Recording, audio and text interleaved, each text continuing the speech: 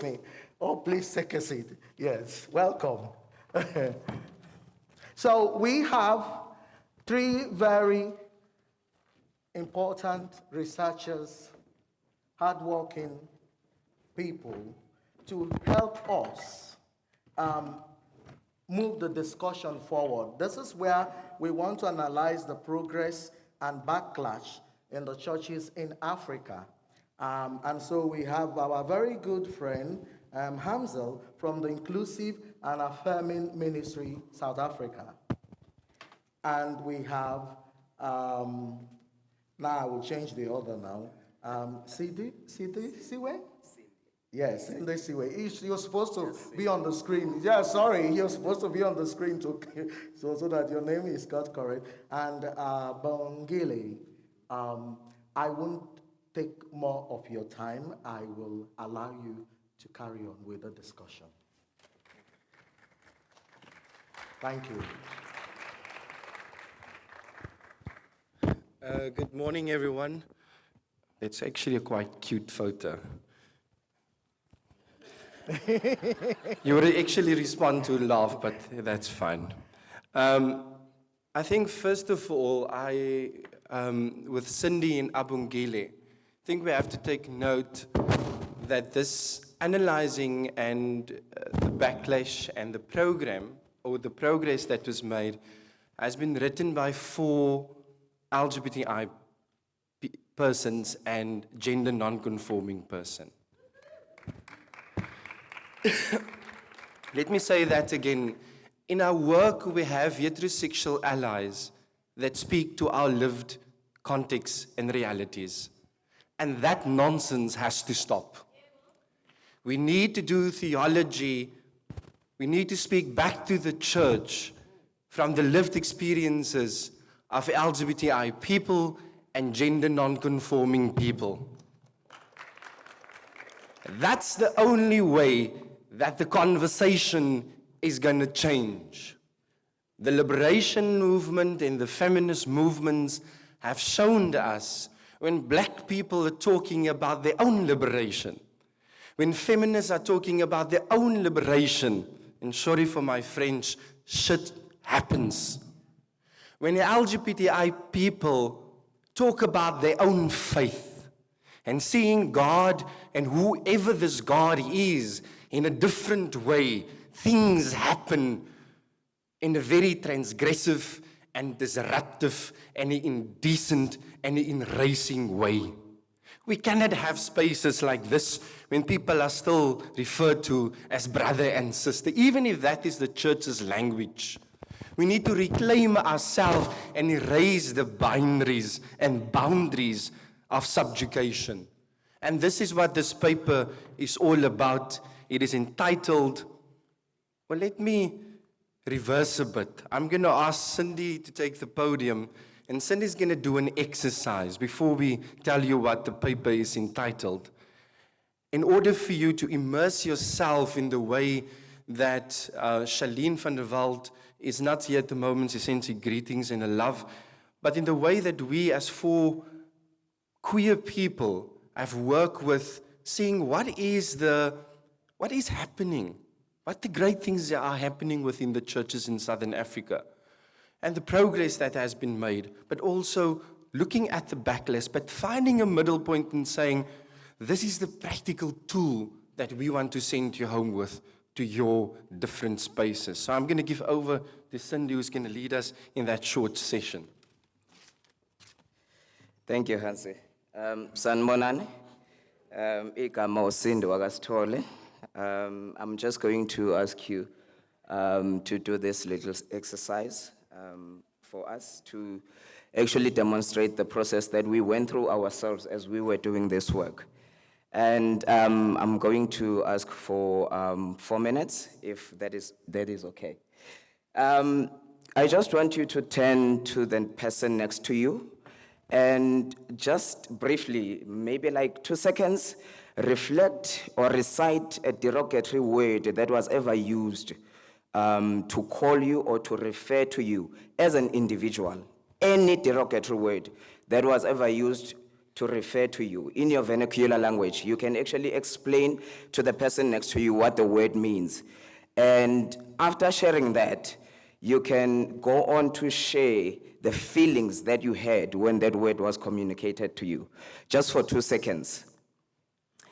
After doing that process, I will ask for 3 people, just shortly, to actually report back on what was the derogatory word that they actually, that was actually used to refer to them, and what was the feeling, and how the whole thing felt when the word was actually communicated. Can we do that? Please, 2 seconds. Turn to the person next to you for 2 seconds.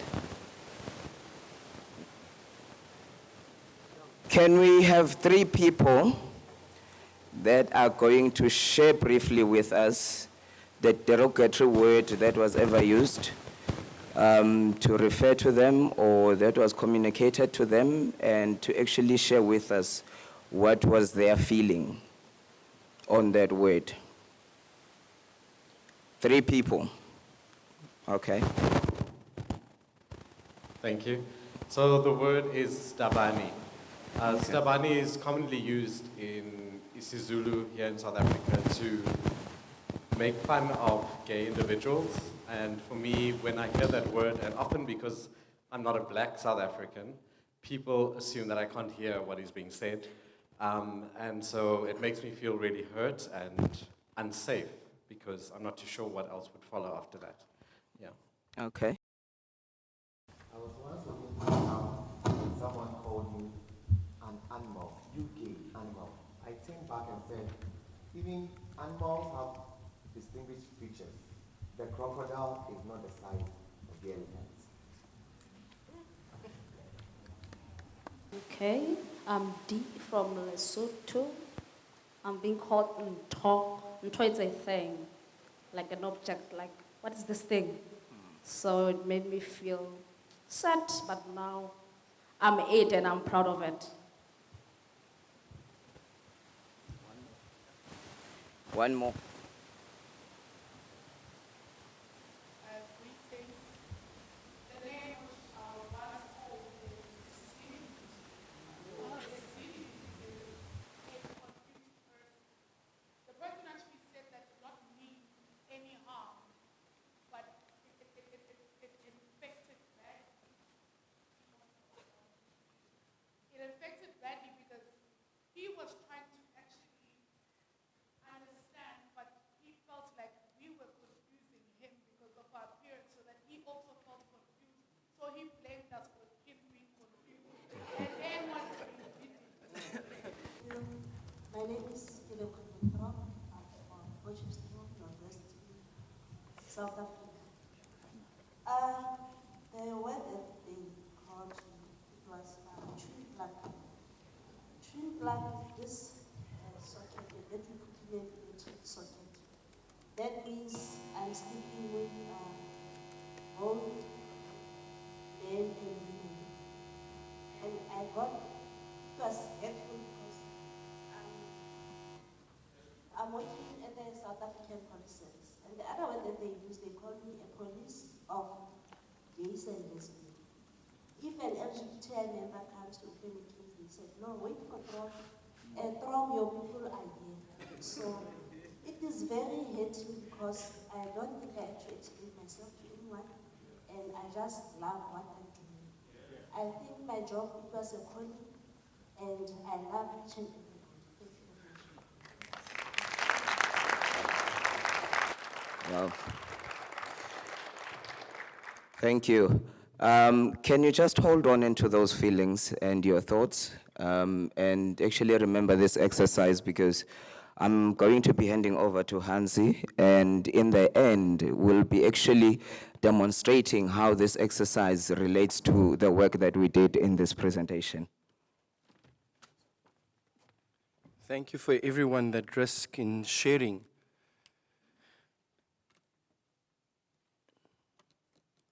I want to thank, on behalf of the 4 of us,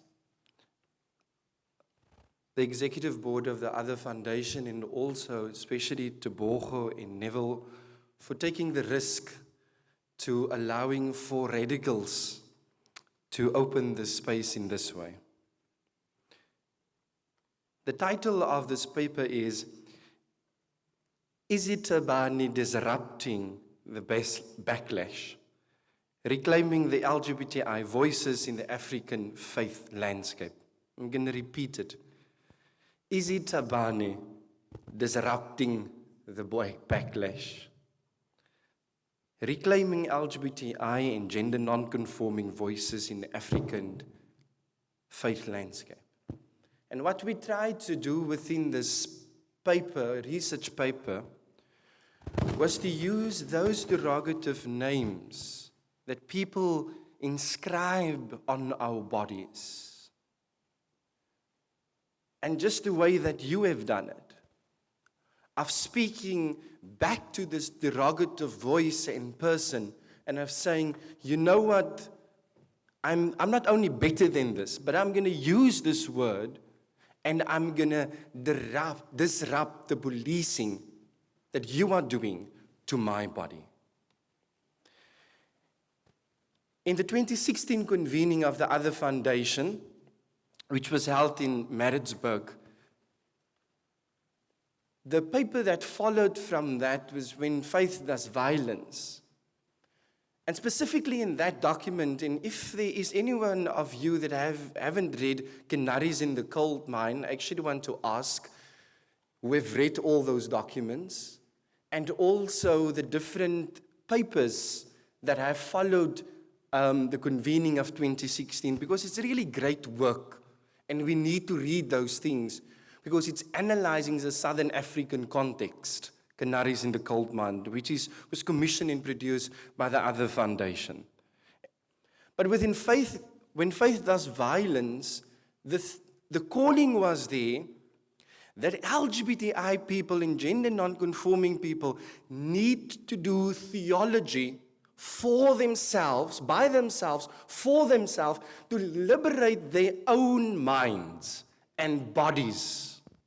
Because that is how we are going to change the narrative of this echo chamber of conversation.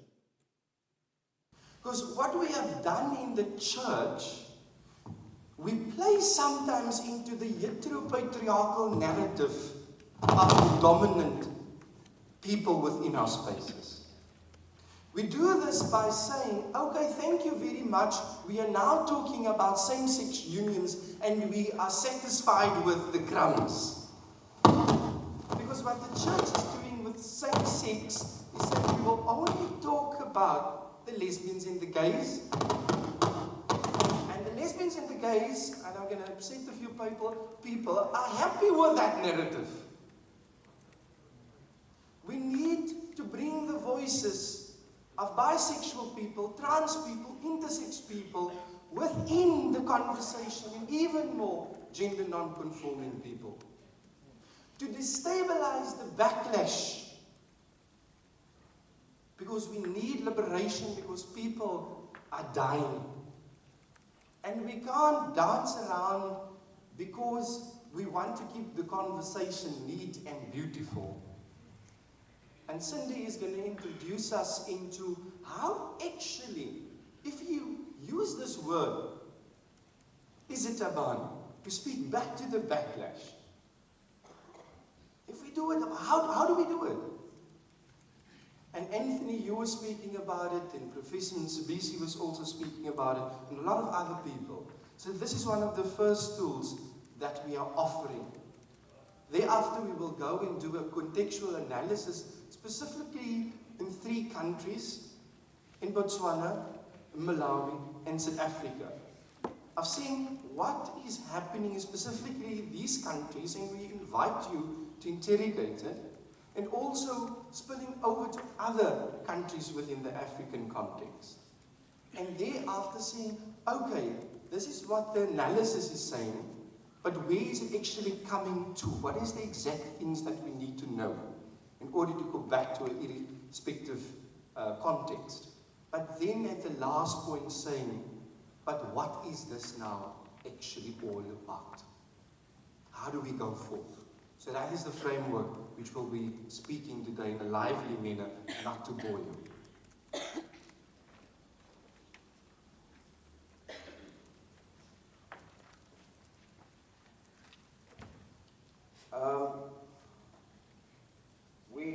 this work self-consciously as for African is Durban people who identify diversely within the LGBTI abbreviation, and as people who have navigated our way through the African faith landscape in unique and complex embodied ways.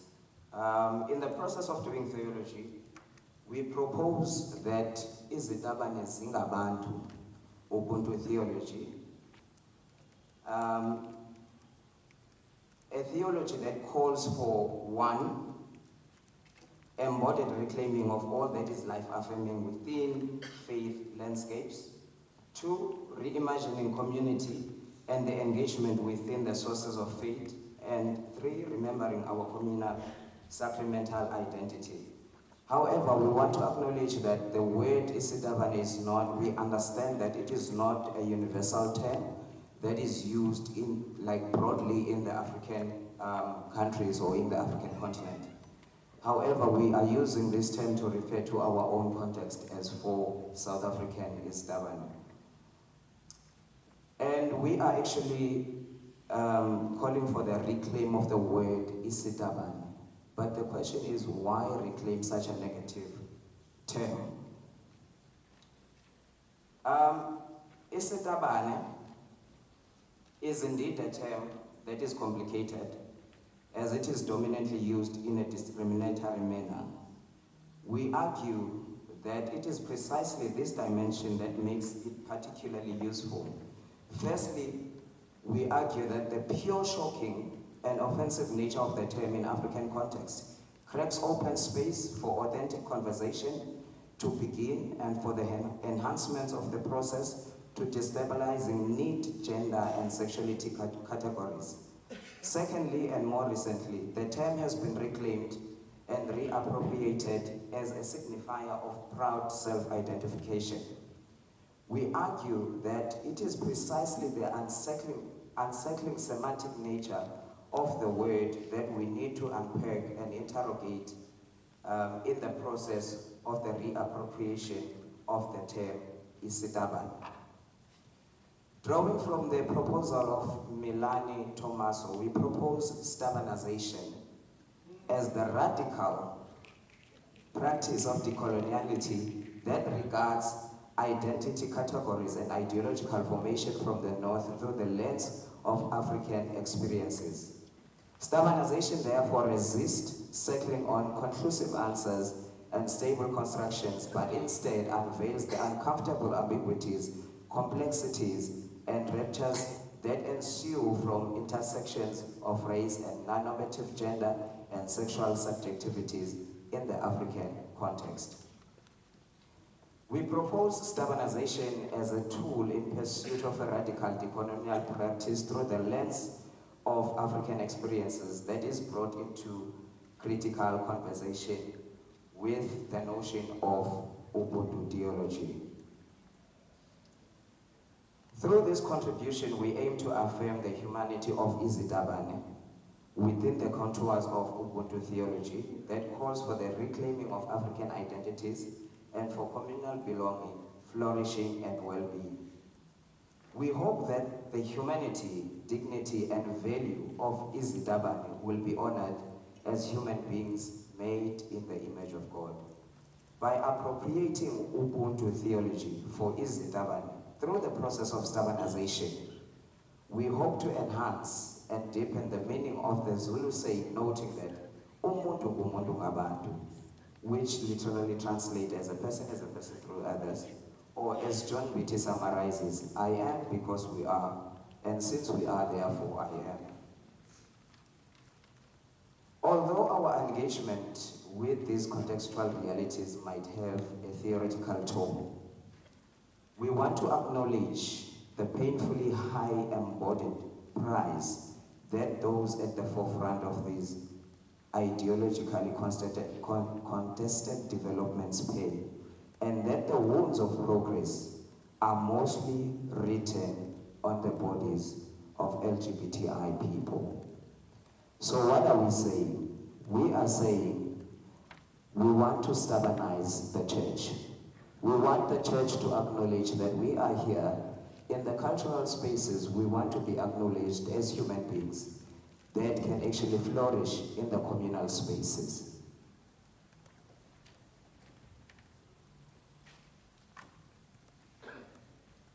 The first context that we're going to look at is in Botswana, which is very fresh in our collective memory. The advancement of equality and human dignity of LGBTI people and gender non-conforming people in Botswana has been a collective effort of activists, and many are sitting here from Lego Bibo specifically, the law fraternity, and faith communities. And what happened in Botswana is actually a great example where activists, especially from Lego Bibo, have partnered with the faith communities, especially the Botswana Council of Churches, in order to relate their lived experiences with the church leaders and faith communities. But there are some people, like the Evangelical Fellowship of Botswana, which is a conservative side and voice, that over the years has actually instigated violence against LGBTI people and gender non-conforming people on social media platforms. But if you go down and deep into the connections of the evangelical board in Botswana, a fellowship in Botswana, you will see that they actually belong to the African Evangelical Association. And the African Evangelical Association belongs to the World Evangelical Association. And in 1998, the World Evangelical Association produced a document that said that they believe it is their right to influence the policies of other countries so that homosexuality should not spread. And when you find this narrative and it trickles down to a church in Africa, association and a church in Africa, it is quite worrying that right-wing conservatives' rhetoric that they have written in 1998 is actually still trickling down. However, but people like Lego Bibo and the Botswana Council of Churches, and recently the Botswana Council of Churches has made a statement of celebrating the court judgment. So what is happening? We saw in the video that Fukisa, the Fellowship of Christian Councils in Southern Africa, is actually working from that particular platform where peers, bishops and pastors and reverends and theological educators are coming together and looking how the narrative in terms of race and gender and sexuality has changed. But specifically back to the video that we just watched before, on Fukisa's work on one body and the supplement and so forth. And yesterday also with Alan Busak's speech. There is similarities between the struggle against race, racism, and the struggle against gender equality and justice. And we need to learn from our elders what worked and what didn't work. And the way that Sanele earlier said, how does partnering work? How can we as LGBTI people and gender non-conforming people equip our allies, not speaking for us, but with us and in solidarity? I think that is one of the greatest lacks that we are currently facing within our movement to equipping allies to being allies. Within the second context of Malawi, I've recently with Malawi has gone through different sorts of turbulences, especially around the previous president, Joyce Banda, and so forth, but also how the Catholic Church has, in the past decade, also have come up as a very strong anti sort of voice within this narrative. But also how organizations like Focus on the Family. Our focus on the family has actually come through in how the conversation of decriminalization, if you decriminalize the penal codes, oh, then you're going to say yes for abortion. And if you say this, the whole slippery slope argument for abortion, then you will probably say yes for sex workers. So within that context, it is a deep sense of we have to protect the morality of the nation state. So the nation state's body becomes heterosexual. And all other bodies within this slippery slope argument has to be erased. Because they don't present what is Malawian. These people need to go. The past election experiences have shown that actually this has come through. The dangers of our politicians, and Dr. Busak alluded to that yesterday, is our politicians will speak to these constituencies. But you have found again with Fukisa of educating these constituencies that the narrative, even in Malawi, are slowly but surely changing. And through that, we come to South Africa. So this is really just a quick overview because the bulk of the paper, I think you have is somewhere in the flesh or something. In South Africa, we have seen specifically the Anglican Church in Southern Africa as making really great progress. At the moment, there's a commission called the Archbishop's Commission on Human Sexuality. The commissioner is tasked to go to different dioceses to put up reference groups, to train them to listen to the stories of LGBTI and gender non-conforming people, their parents and their friends, and listen to the range of the conversation. And I was lucky through our organization, Inclusive Affirming Ministries, to actually work alongside the commissioners. So the commissioners has trained all reference groups in the country in order at the end of this month that dioceses, and maybe some of you are in the Anglican Church in Southern Africa, please ask your local parish priest or your archdeacon or whoever if they have received the case studies. Because these case studies, information needs to go back to the commissioners, and the commissioners, by the mandate of the provincial synod, has to draw up pastoral guidelines for LGBTI people. And I think we really need to applaud the Anglican Church in Southern Africa for that. I think that is one of the greatest gains that the church in the Anglican context has made. But even the Dutch Reformed Church, where in this country, the Dutch Reformed Church, which Dr. Busak spoke about yesterday in 2015, made a very inclusive decision to allow LGBTI people within the church in ministry and so forth. And then in 2016, the church backed, because of the backlash, back into their conservative ways. And this year, the case has been won, and Lorigam, one of the pioneers of the case against the church, is actually sitting over there.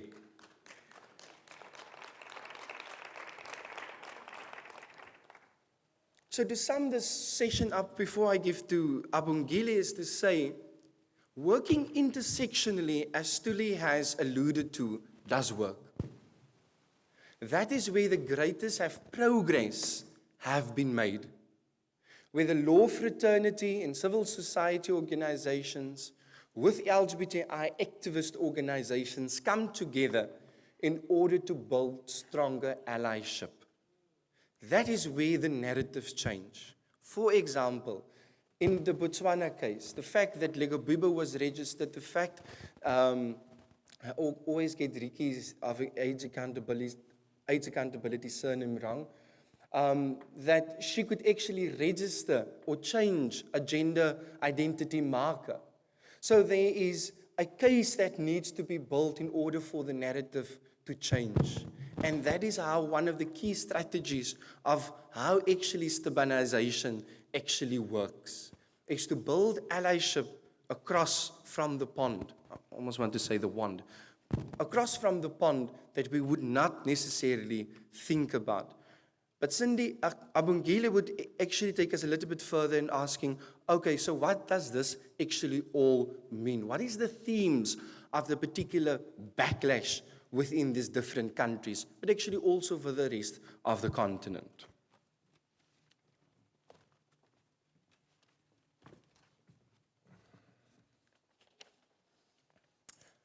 Good day, beautiful people.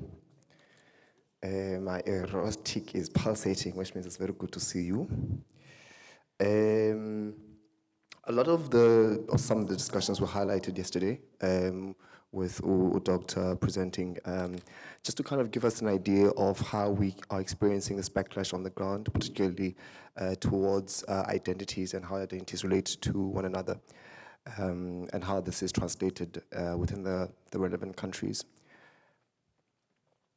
So we understand part of the backlash as rather an inclusion, or rather the backlash to the progressive inclusion as a systematic expression of heteropatriarchy, or something called econopatriarchy. This new expression on how the economy focuses or allows benefits due to subjugation and due to oppression, affirms the analysis that patriarchy and heteronormativity are the structural results when culture and religion align to inform dominant constructions of gender.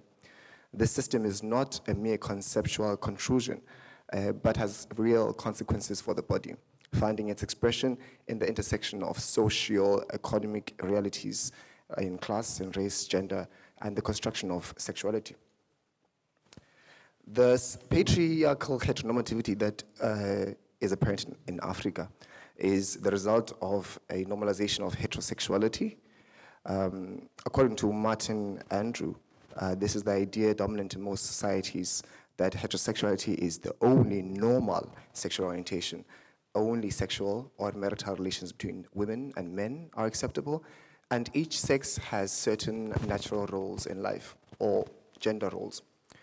Patriarchy and subsequent heteronormativity equates being human to being a man, and a man understood over and against a woman, while also being in ideal union with a woman. This system further informs dominant ideas and constructions of the family, of marriage, of citizenship, and of masculinity. Focusing on the ideal alpha male, heteronormativity informs dominant ideas of what it means.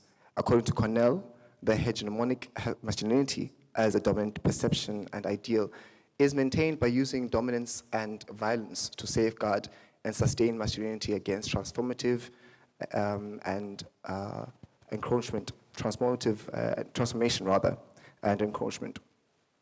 The ideal of the image of the African man as protective is the narrative that informs heterosexuality is un-African and a product of colonial rule. A real man is one who provides, who's dominant, who protects, produces, who leads, and who penetrates. Cornell further argues that men and boys who deviate from these traditional norms of masculinity are modes which are modes of masculinity that are dominant and aggressive over and above other genders, suffer further violence, discrimination, and abuse at the hands of the dominant ideal. So in this spaces, it is where it is not possible to remodel healthier modes of masculinity by creative reinventions. Hegemonic ideals of masculinity teach men that showing soft emotions is subjecting oneself to weakness, and furthermore, that it is acceptable to express violence and anger towards women and alternative genders for not complying. Marginalized men and women often assist in sustaining these ideals by supposing and applauding men who are violent. The protection from encroachment not only supports the bashing of women, Isitabane and other men from tarnishing the idea of masculinity, but upholds systems where those who would otherwise fall in the margins, such as women and MSM, are celebrated for upholding the ideals of patriarchy. This further fuels social structures which degrade and devalue the all-inclusive community by priding and privileging naturally certain identities as natural or important or powerful over others. The second structure that is claimed to exclusively belong within the domains of econo-patriarchy is that of marriage. In numerous faith discussions and church decisions, as also apparent in our contextual discussions, concessions are made towards inclusion of LGBTI within faith communities, but marriage as a foundational union construction is in society is reserved for those who identify as cisgender and heterosexual. Religion and culture align to keep this idea in place, and that the focus of the marriage union and production is about biological compatibility of males and females and is sufficient for this function. Through this, we move towards understanding the implications it has on the traditional family values.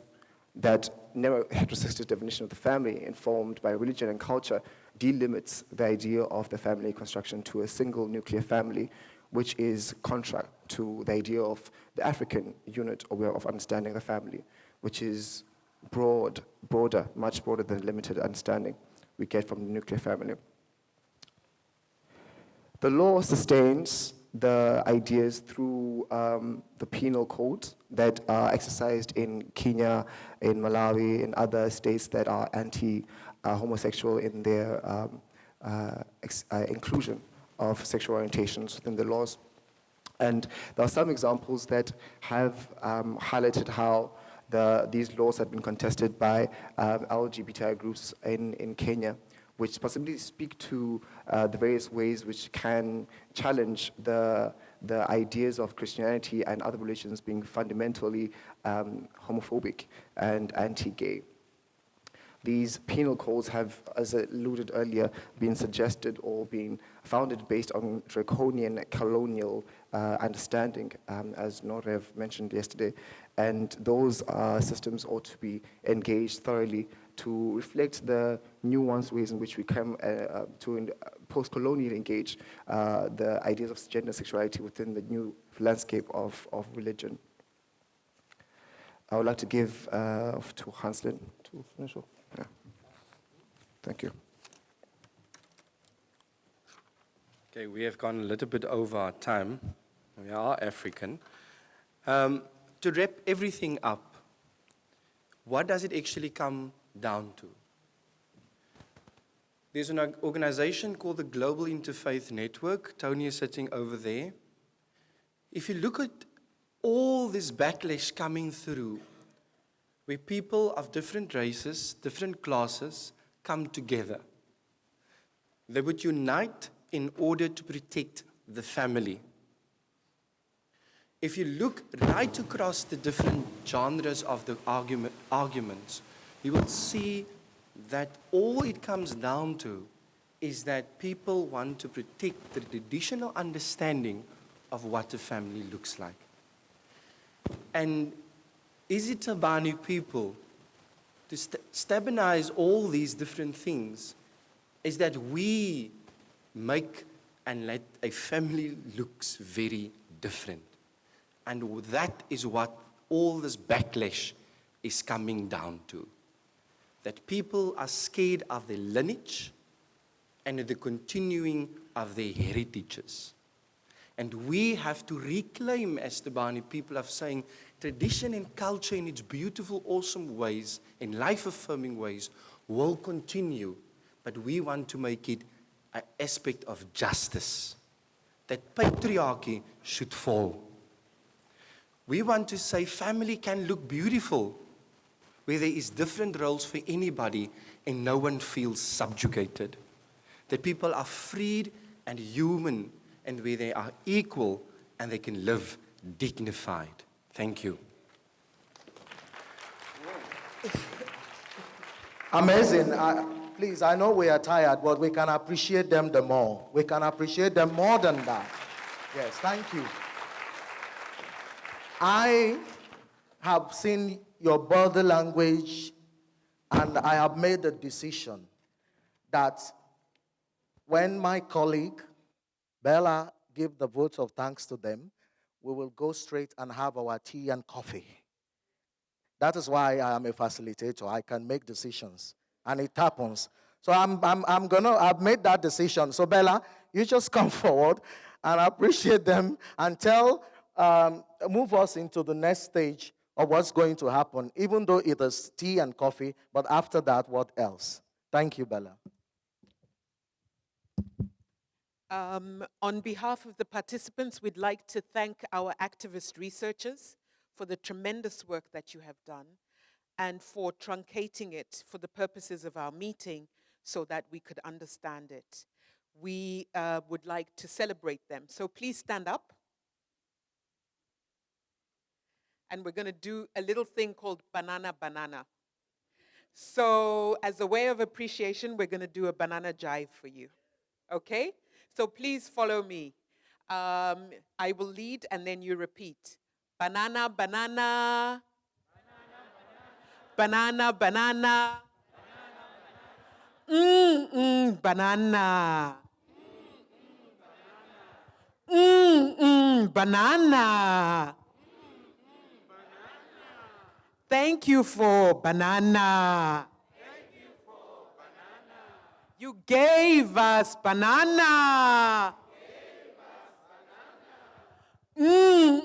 Banana. Banana. You have to jive a little bit. Banana.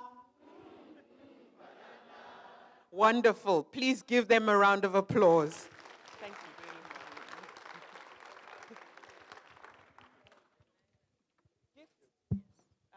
Thank you. Thank you very much, Shakes. I'm going to make a couple of logistical announcements so that we can move forward. In your registration gift pack, there was a little black memory stick on the cover, attached to the white label on your notebook, your other foundation notebook. The research report is actually contained in that memory stick. All right. So please enjoy reading that report together with other documents that have been prepared for you. Yeah? Everybody has one? If you don't have one, please check in with our team, Shekeshe, and we will see if we can find another one for you. Perhaps not at this moment, but we'll figure it out as we go along. But we would love for everybody to go away with the research report in a shareable format. So please feel free to share it with your networks and your communities and to on-pass everything that is on that memory stick. There's a saying, sharing is caring. We also want to appreciate the work of our 12 volunteers. 6 of them are from the Durban Gay and Lesbian Center, and 6 of them are from Diaconia. So please join me in thanking our volunteers.